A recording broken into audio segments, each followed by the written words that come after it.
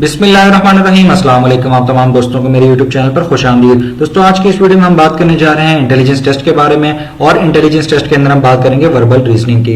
दोस्तों verbal reasoning के अंदर काफी सारी कैटेगरीज हैं, तो आज की इस वीडियो में हम उन कैटेगरीज को डिस्कस करेंगे। तो अगर आप दोस्तों में से कोई इंटेलिजेंस टेस्ट की तैयारी कर रहे हैं तो वो इस वीडियो को एंड तक देखेंगे क्योंकि ये वीडियो उन लोगों के लिए बहुत ज्यादा हेल्पफुल साबित होगी। तो आइए आज की इस वीडियो को शुरू करते हैं। तो दोस्तों यहाँ पे हमारे पास लिस्ट मौजूद है, यहाँ पे हमारे पास कैटेगरीज मौजूद है, तो हम इनको वन बाय वन देख लेते हैं। हमारे पास जो यहाँ पे फर्स्ट कैटेगरी है वो एनालॉजीज है, उसके बाद हमारे पास ऑड मैन आउट है, उसके बाद हमारे पास कोडिंग डिकोडिंग है। कोडिंग डिकोडिंग के अंदर आपके पास नंबर्स भी आते हैं और आपके पास अल्फाबेट्स भी आते हैं। उसके बाद हमारे पास कॉमन सेंस टेस्ट है, उसके बाद हमारे पास वीक क्वेश्चंस है। तो ये वीक बेस्ड क्वेश्चंस होते हैं आपके पास, इसके अंदर जो है आपसे वीक डेज के अकॉर्डिंग जो है वो क्वेश्चन पूछा जाता है। उसके बाद हमारे पास ब्लड रिलेशनशिप क्वेश्चंस हैं, उसके बाद हमारे पास एज प्रॉब्लम्स हैं, उसके बाद हमारे पास जंबल वर्ड्स और सेंटेंसेस हैं, उसके बाद हमारे पास नंबर सीरीज है और हमारे पास डायरेक्शन टेस्ट है। तो अब हम इन कैटेगरीज को डिस्कस कर लेते हैं वन बाय वन। तो हम चलते हैं पहले अपनी पहली कैटेगरी की तरफ, और इसके ऊपर जो है वो डिटेल वीडियो, हर कैटेगरी की अलग अलग वीडियो जो है वो मैं जल्दी बना के अपने चैनल पर अपलोड करूंगा। तो आप चैनल को सब्सक्राइब करें और बेल आइकन को जरूर प्रेस करें ताकि आपको उसकी नोटिफिकेशन मिल सके और आप हर कैटेगरी को अलग अलग आप उसकी वीडियो देख के प्रैक्टिस कर सकें। तो चलते हैं हमारी फर्स्ट कैटेगरी की तरफ, एनालॉजीज की तरफ। तो एनालॉजीज हमारे पास है, तो उसकी जो है हमारे पास यहाँ पे एग्जांपल है। तो एनालॉजीज के अंदर इस तरह से आपके पास क्वेश्चंस आते हैं, आपने जो है उनको लिंक करके उसका आंसर फाइंड आउट करना होता है। जैसे आप यहाँ पे देख लेते हैं, ring is to finger as watch is to. आगे हमसे हमारे पास जो है वो 4 ऑप्शन है, उनमें से पूछा गया है कि वॉच इज टू, अब वो किस पे होगा। तो अब आपने पहले जो आपके पास चीज दी गई है क्वेश्चन के अंदर, आपने उसको देखना है और उसके अकॉर्डिंग आपने आंसर निकालना है। अब रिंग इज टू फिंगर है, अब देखें कि रिंग जो है वो हम फिंगर में पहनते हैं, तो वॉच जो है हम कहाँ पहनते हैं, हम रिस्ट में पहनते हैं। तो हमारे पास जो यहाँ पे राइट आंसर है वो हमारे पास ऑप्शन ए है, रिस्ट। तो इस तरह के क्वेश्चंस आपके पास आते हैं। उसके बाद हम देख लेते हैं, gun is to soldier as dash is to photographer. अब जो गन है वो सोल्जर से रिलेट करती है, सोल्जर यूज करता है गन को, और आपके पास जो है यहाँ पे फोटोग्राफर, तो फोटोग्राफर जो है वो कैमरा यूज करता है, कैमरा रिलेट करता है फोटोग्राफर से। तो अब यहाँ पे जो है आपके पास जो राइट आंसर है वो आपके पास यहाँ पे camera, B answer, B option जो है वो आपके पास आंसर है। उसके बाद हम चलते हैं अपने नेक्स्ट कैटेगरी तरफ, ऑड मैन आउट है। ऑड मैन आउट के अंदर जो है आपके पास इस तरह के क्वेश्चंस भी आते हैं कि different from the list, odd one out, इस तरह के आपके पास जो है यहाँ पे क्वेश्चन पूछ के आपको ऑप्शंस दिए जाते हैं। अब आप यहाँ पे क्या करना है, आपने इन ऑप्शंस में से कोई ऐसा ऑप्शन सिलेक्ट करना है जो इन सबसे डिफरेंट हो, जो बाकी सबसे डिफरेंट होगा वो एक ही ऑप्शन आपके पास होगा और वो आपका आंसर होगा। अब यहाँ पे आप देखते हैं कि आपके पास रेक्टेंगल है, ट्राइंगल है, स्क्वायर है और सर्कल है। यहाँ पे सारे शेप्स आपके पास हैं। अब इन शेप्स के अंदर डिफरेंस क्या है कि सारे शेप्स जो है वो आपके पास यहाँ पे जो 3 शेप्स हैं इनके अंदर आपके पास कॉर्नर होगा, और जो आखिरी शेप है आपके पास सर्कल जो होता है उसके अंदर आपके पास कोई कॉर्नर नहीं होता। तो सर्कल इसमें जो है वो आपके पास डिफरेंट होगा, क्योंकि रेक्टेंगल के अंदर आपके पास 4 कॉर्नर्स होते हैं, ट्राइंगल के अंदर आपके पास 3 कॉर्नर्स होते हैं और स्क्वायर के अंदर भी आपके पास 4 कॉर्नर्स होते हैं। तो सर्कल के अंदर कोई कॉर्नर नहीं होता, ये हमारा यहाँ पे आंसर होगा क्योंकि ये सबसे डिफरेंट है। तो हमारा राइट आंसर जो है ऑप्शन डी है। उसके बाद हमारे पास ऑड वन आउट, तो ये भी सेम उसी तरह आपने यहाँ से और जो इसके अंदर ऑप्शन है वो आपने चूज करना है। तो यहाँ पे आप देखें कि हमारे पास जो है वो सारे सेम है कि हमारे पास यहाँ पे सिटीज यहाँ पे दी गई हैं, कंट्री का नेम कोई नहीं है। इस तरह भी हो सकता है कि आपके पास 3 सिटीज के नाम हो और एक कंट्री का नाम हो, तो जो कंट्री का नाम है वो आपका डिफरेंट होगा क्योंकि बाकी सारे जो है वो सिटीज के नाम है। लेकिन यहाँ पे ऐसा है कि यहाँ पे सारे सिटीज के ही नाम है। अब हम इसमें दूसरा लॉजिक देखते हैं। अब यहाँ पे आप देखें कि आपके पास जो 3 ऑप्शन है वो आपके पास यहाँ पे कैपिटल दिए गए हैं। बीजिंग हमारे पास जो है वो चाइना का कैपिटल है, काबुल जो है हमारे पास अफगानिस्तान का कैपिटल है, ढाका जो है हमारे पास बांग्लादेश का कैपिटल है, लाहौर हमारे पास एक सिटी है पाकिस्तान की, लेकिन यहाँ पे ये कैपिटल नहीं है। कैपिटल पाकिस्तान का जो है वो इस्लामाबाद है। तो यहाँ पे जो है आपके पास जो ये ऑप्शन है, ऑप्शन ए लाहौर, ये आपके पास इन सबसे डिफरेंट है क्योंकि बाकी सारे आपके पास कैपिटल्स हैं। तो ये हमारे पास राइट आंसर जो है वो हमारे पास ऑप्शन ए है हमारे पास। उसके बाद कोडिंग डिकोडिंग है, तो कोडिंग डिकोडिंग को भी देख लेते हैं। तो एग्जांपल आप देख लें यहाँ पे, कोडिंग डिकोडिंग के अंदर आपके पास यहाँ पे पूछा गया है, तो ये लेटर्स यूज हुए हैं। जिस तरह मैंने आपको बताया कि यहाँ पे डिजिट्स भी यूज होते हैं और उसके बाद आपके पास यहाँ पे लेटर्स भी यूज हो सकते हैं। अब आप यहाँ पे देखें कि आपके पास क्या लेटर यूज हुए हैं। अब आपने इसको सबसे पहले ये देखना है कि एक लेटर जो है वो एक लेटर के ही इक्वल है। तो क्योंकि यहाँ पे ऐसा भी होता है कि आपके पास 2 लेटर होंगे वो एक के इक्वल होंगे, या फिर यहाँ पे आपको एक लेटर देके यहाँ पे 2 को उससे जो है वो डिकोड किया गया होगा। और इसके बाद आपको यहाँ पे 3 भी मिल सकते हैं, तो वो डिपेंड करता है। तो अब यहाँ पे देखें कि यहाँ पे हमारे पास 5 लेटर्स हैं और उनको डिकोड जो किया गया वो 5 लेटर्स में ही किया गया है। तो ये हमारे पास एक जो है वो 1 के इक्वल है, तो P हमारे पास M के इक्वल है, Q हमारे पास E के इक्वल है, O जो है हमारे पास T के इक्वल है, B हमारे पास A के इक्वल है, X हमारे पास L के इक्वल है। सेम इसी तरह आपने इसको भी देख लेना है, 4 लेटर हैं, 4 के इक्वल है। अब हमसे जो पूछा गया हम उसकी तरफ चलते हैं, तो हम यहाँ पे देखते हैं द कोड VQPBYV मीन्स, तो हमने इसको डिकोड करना है। अब डिकोड करने का सबसे आसान तरीका यह है कि आपने जो आपके पास मौजूद है आपने उनको देख लेना है। तो अब हमारे पास यहाँ पे V है, तो V हमने देखना है कि यहाँ पे V किसके इक्वल है। तो यहाँ पे आप देखें कि V हमारे पास यहाँ पे है D के इक्वल, तो हमारा जो डी कोड का जो वर्ड यूज होगा वो हमारा D से ही स्टार्ट होगा। तो V हमारे पास D के इक्वल है, उसके बाद हमारा Q है, Q हमारे पास जो है वो यहाँ पे E के इक्वल है, उसके बाद हमारा P है, P हमारे पास जो है वो यहाँ पे M के इक्वल है, उसके बाद B हमारे पास है, B हमारे पास जो है वो A के इक्वल है, Y जो हमारे पास है वो N के इक्वल है, और V हमारे पास जो है वो हमारे पास D के इक्वल है। तो अब यहाँ पे आप देख लें कि हमारे पास यहाँ पे डी कोड हो चुका है, हमारे पास यहाँ पे DEMAND के इक्वल ये पूरा वर्ड होगा। तो यहाँ पे हमारे पास ऑप्शन मौजूद है डिमांड C ऑप्शन, तो ये हमारे पास राइट आंसर है। तो आपने इस तरह से इसको डिकोड कर लेना है। और अगर आप नंबर्स का देखें तो आपको नंबर्स इस तरह से मिल सकते हैं यहाँ पे कि यहाँ पे आपके पास लेटर्स होंगे और उनको जो डिकोड किया गया होगा वो नंबर्स में डिकोड किया गया होगा। तो आप उसी तरह जो है वो आप मैच करें कि कौन सा लेटर जो है वो कौन से नंबर के इक्वल है, तो आपने उसी तरह से उसको डिकोड कर लेना है। उसके बाद हम नेक्स्ट की तरफ चलते हैं, नेक्स्ट भी सेम है, तो हमने उसी तरह जो है वो इसको देख लेना है। तो हम यहाँ पे देखते हैं हमारे पास जो रिक्वायर्ड यहाँ पे है वो कोड जो दिया गया है उसको हमने यहाँ पे डिकोड करना है। तो अब यहाँ पे देखें FQPZQ, तो सेम प्रोसीजर है। F को हम देखेंगे, यहाँ पे F हमारे पास M के इक्वल है, Q हमारे पास यहाँ पे जो है वो E के इक्वल है, आप देख लें यहाँ पे। उसके बाद हमारे पास P है, P हमारे पास जो है वो T के इक्वल है, Z हमारे पास यहाँ पे है वो हमारे पास R के इक्वल है, Q हमारे पास यहाँ पे जो है वो E के इक्वल है। तो ये हमारे पास यहाँ पे ऑप्शन मौजूद है, यहाँ पे METRE, ये हमने इसको डिकोड किया, तो हमारे पास राइट आंसर जो है ऑप्शन C राइट आंसर है। तो ये हमारा यहाँ पे ऑप्शन C राइट आंसर होगा। तो उसके बाद हम बात करते हैं, उसके बाद हमारे पास कॉमन सेंस टेस्ट है। तो कॉमन सेंस के अंदर आपके पास इस तरह के क्वेश्चन आते हैं, हम एग्जांपल को देख लेते हैं। तो एग्जांपल आप देखें कि इसमें आपने सिंपल देखा है कि a clock seen through a mirror reads a 8:45, what is the actual time. तो 8:45 आपको पता होना चाहिए कि 8:45 8:45 होता है। तो इस लैंग्वेज के अंदर भी आप टाइम जो है वो आपको पता होना चाहिए ताकि आप इसको सॉल्व कर सकें, क्योंकि अगर आपको 8:45 नहीं पता होगा कि 8:45 कितना होता है तो आप इसको सॉल्व ही नहीं कर सकते। तो अब यहाँ पे हमारे पास 8:45 जो है वो 8:45 है। तो अब हमसे पूछा गया कि अगर उसकी मिरर इमेज जो है 8:45 की अगर हम देखें मिरर के अंदर क्लॉक को तो क्या हमें शो होगा। तो हमारे पास यहाँ पे शो होगा 3:15।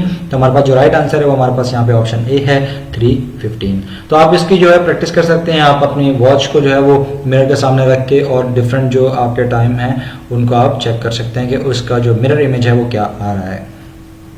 उसके बाद हम बात करते हैं यहाँ पे नेक्स्ट एग्जाम्पल की तरफ चलते हैं। तो a child learning alphabet English can draw only straight lines, how many capital letters can he right. तो अब एक बच्चा है वो इंग्लिश सीख रहा है तो उसको जो है वो स्ट्रेट लाइन ड्रॉ कर सकता है। तो स्ट्रेट लाइन ड्रॉ करते हुए वो अगर लेटर्स लिखता है तो कितने लेटर लिख सकेगा। तो अब यहाँ पे देखना है कि आपने सबसे पहले तो है अल्फाबेट्स को देखना है कि कौन से ऐसे लेटर्स हैं जो कम्प्लीटली स्ट्रेट लाइंस पर हैं। तो आप स्ट्रेट लाइंस अगर ड्रॉ करते हैं तो वो कंप्लीट आप उसको लिख सकते हैं। तो आप उसमें देख सकते हैं जैसे ए है, आप स्ट्रेट लाइंस जो है वो ड्रॉ करेंगे तो आप ए को कंप्लीट कर सकते हैं। उसके बाद बी को आप नहीं कर सकते, सी को आप नहीं कर सकते, डी को आप नहीं कर सकते आपके पास। उसके बाद ई है और एफ है, आप उनको कर सकते हैं, और जी को भी नहीं कर सकते। तो इस तरह से आपने काउंट कर लेना। तो ये हमारे पास टोटल 15 है। आप स्ट्रेट लाइन को यूज करते हुए 15 लेटर्स आप लिख सकते हैं। तो हमारे पास जो राइट आंसर है वो हमारे पास ऑप्शन डी है 15। उसके बाद नेक्स्ट चलते हैं वीक क्वेश्चंस। तो वीक बेस्ड क्वेश्चन जो हमारे पास होते हैं वो इस तरह से होते हैं। अब आपको थोड़ा आइडिया हो जाएगा कि किस तरह के क्वेश्चंस आते हैं कि आपको वीक डेज दिए जाते हैं और उसके अकॉर्डिंग आपसे पूछा जाता है। तो आप यहाँ पे देखिए, if yesterday was Monday what will be day after tomorrow. अब यहाँ पे यस्टरडे वाज मंडे, तो कल जो गुजर चुका है उसका बताया गया है और आपसे फ्यूचर पूछा गया है। अब जैसा इस तरह का क्वेश्चन अगर आपके पास आता है तो आपने करना यह है कि आपने प्रेजेंट जो डे है वो आपने पहले निकालना है ताकि आपको और ज्यादा आसानी हो जाए सॉल्व करने में। अब येस्टरडे वाज मंडे, तो कल अगर हमारे पास जो गुजर चुका है कल उसको मंडे था, तो आज जो हमारे पास ट्यूसडे है। उसके बाद उसने पूछा है what will be day after tomorrow. अब हमने डे आफ्टर टुमारो बताया। अब आज का हमें पता है कि आज ट्यूसडे है, कल अब हमारे पास जो है वो हमारे पास वेडनेसडे होगा, उसके बाद हमारे पास थर्सडे होगा, क्योंकि हमने डे आफ्टर टुमारो बताना है। तो हमारे पास जो राइट आंसर होगा वो हमारे पास थर्सडे आएगा। तो थर्सडे हमारे पास राइट आंसर है, ऑप्शन ए। इसी तरह आप नेक्स्ट देखते हैं कि if 19th of the month is Friday what will be 28th of the month.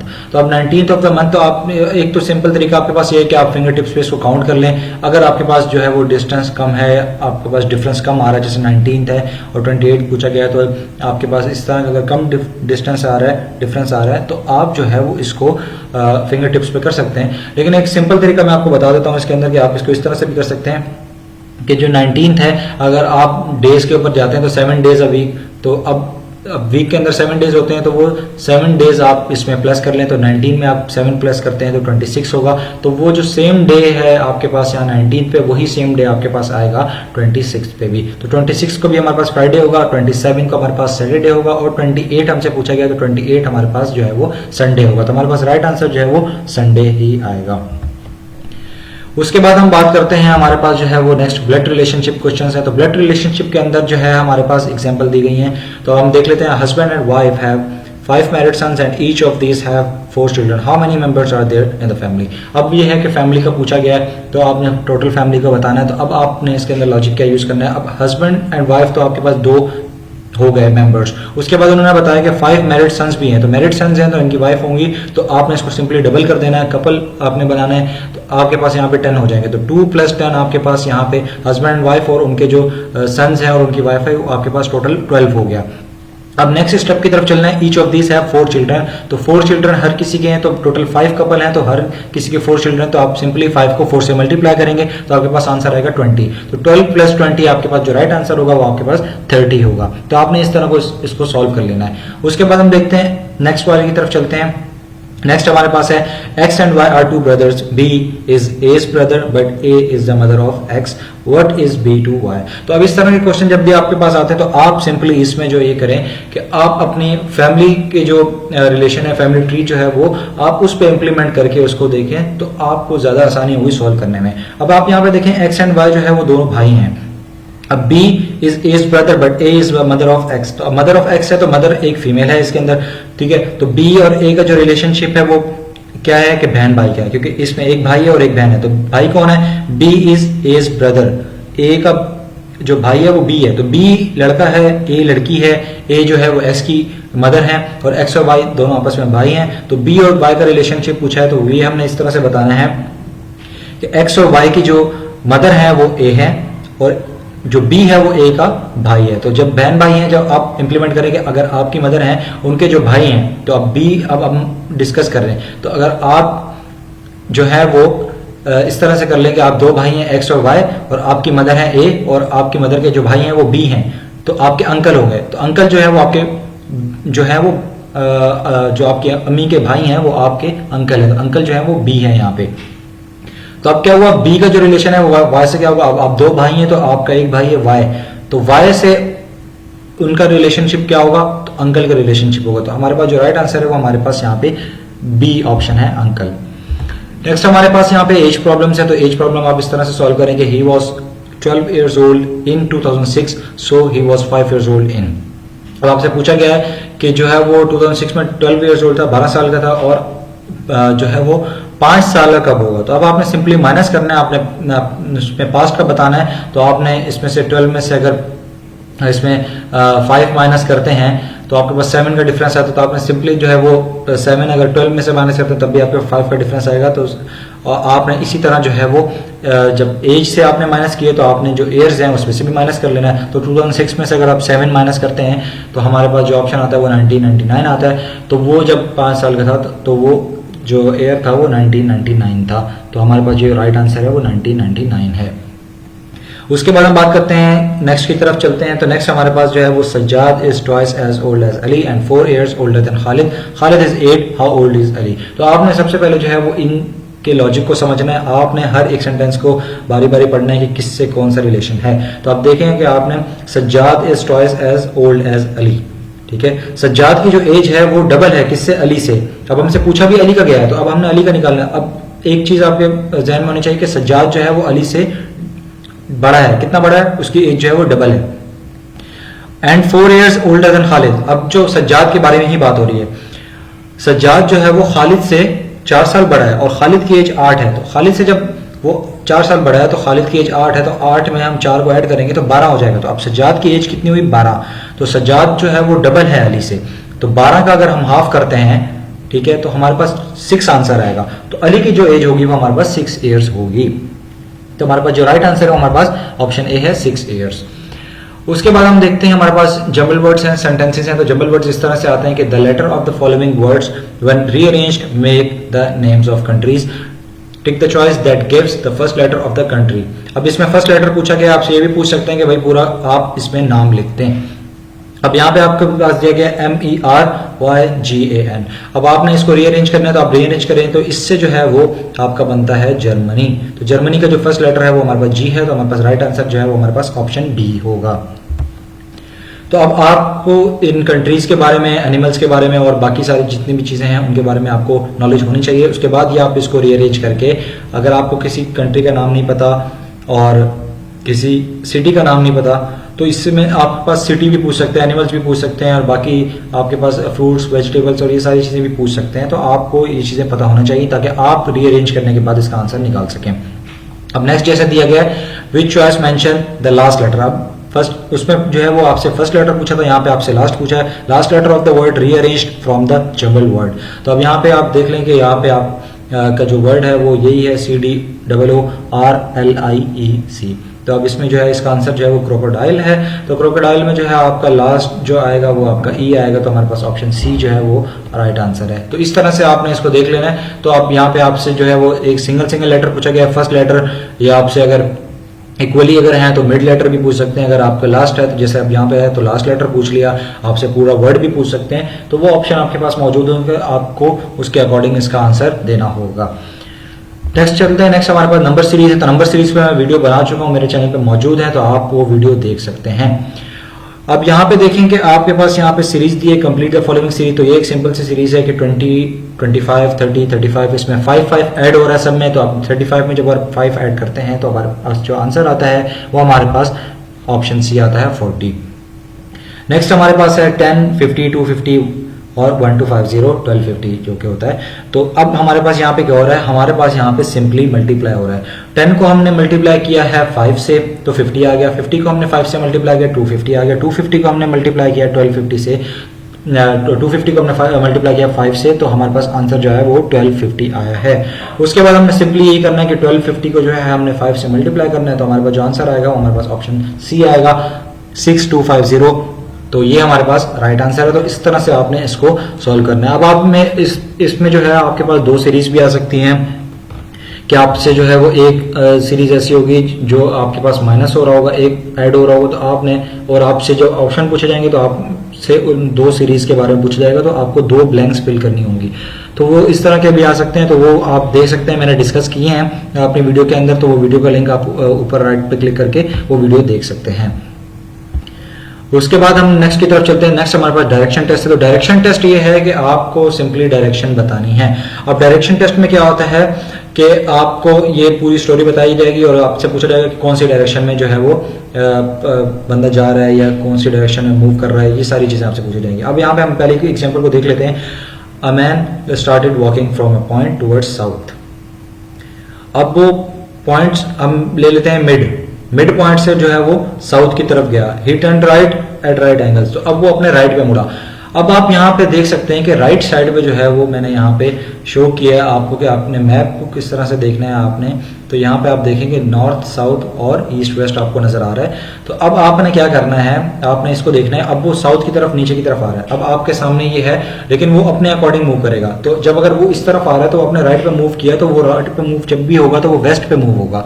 तो वो डब्ल्यू की तरफ मूव हुआ, वेस्ट की तरफ। उसके बाद then again right at right angle, तो फिर दोबारा वो राइट पे मुड़ा। तो वो क्या हुआ के वेस्ट पे जा रहा था, फिर वो राइट पे मुड़ गया, तो फिर वो किस तरफ मुड़ा, वो मुड़ा नॉर्थ की तरफ। तो अब वो उन्होंने पूछा है in what direction was the ultimately walking, तो वॉकिंग जो है वो उसको बताना है कि वो किस तरह से चल रहा है, तो वो हमारे पास जो है वो नॉर्थ की तरफ चल रहा है, तो हमारे पास जो राइट आंसर है वो हमारे पास नॉर्थ है। उसके बाद नेक्स्ट एग्जाम्पल भी देख लेते हैं। If Amina starts from point A and walks 5 miles, अब इन्होंने ये बताया नहीं है कि वो किस तरफ मूव किया, ये बताया है कि पॉइंट से पॉइंट ए है, वो हम सेंटर ले लेते हैं, तो 5 माइल जो है वो उसने मूव किया है, वो चलिए। उसके बाद आप देखते हैं कि then turns left and walk 4 miles towards north. अब उन्होंने बताया कि जब वो लेफ्ट मुड़ी तो वो नॉर्थ की तरफ चली, तो जब लेफ्ट मुड़ी, अब आप यहाँ पे देखें कि वो उसने अगर लेफ्ट कोई मुड़ता है तो यहाँ पे वो कहाँ से लेफ्ट मुड़ेगा, तो वो नॉर्थ की तरफ चला जाएगा। तो यहाँ पे आप देखें कि अगर वो जो है मिड से ईस्ट की तरफ जाती है और ईस्ट के बाद वो लेफ्ट में मुड़ती है तो वो नॉर्थ की तरफ ही जाएगी। तो इसका मतलब जो उसने स्टार्ट किया वो उसने पॉइंट ए मिड से स्टार्ट किया ईस्ट की तरफ वो गई है 5 माइल, उसके बाद उसने मूव किया है लेफ्ट, तो लेफ्ट वो नॉर्थ की तरफ चली है 4 माइल्स। अब उसने दोबारा लेफ्ट टर्न किया है, तो अब लेफ्ट जब टर्न करेगी तो वो वेस्ट की तरफ लेफ्ट टर्न करेगी, तो लेफ्ट की तरफ जब चलती है तो वो वॉक करती है 3 माइल वेस्ट की तरफ। तो अब वो कहाँ जा रही है, in which direction is she going at the end, तो वो वेस्ट की तरफ ही जा रही है। तो हमारे पास जो राइट आंसर है वो हमारे पास है ऑप्शन ए वेस्ट। तो ये हमारे पास जो है वो कैटेगरीज थी, तो हमने इसको जो है वो ब्रीफली डिस्कस किया है और इसके ऊपर जो है वो अलग अलग जो है वो सेपरेट वीडियोस हर कैटेगरी के ऊपर मैं अभी बनाऊंगा, तो वो भी आप इसमें मेरे चैनल पे देख सकते हैं।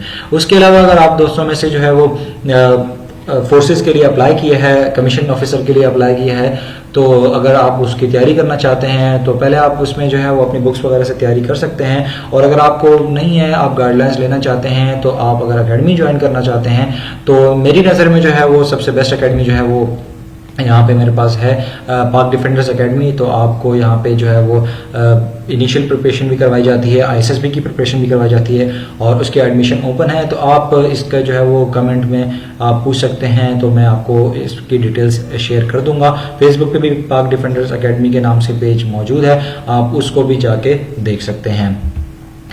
उसके अलावा जो है अगर आपको ये वीडियो पसंद आई है तो आप इसको लाइक करें, मेरे चैनल को सब्सक्राइब करें और बेल आइकन को जरूर प्रेस करें, क्योंकि इस तरह के वीडियोस मैं और भी बनाऊंगा तो आपको उसके नोटिफिकेशन मिल सकें और आप जो है वो इन वीडियोस से हेल्प ले सकें और आप इसकी प्रैक्टिस कर सकें।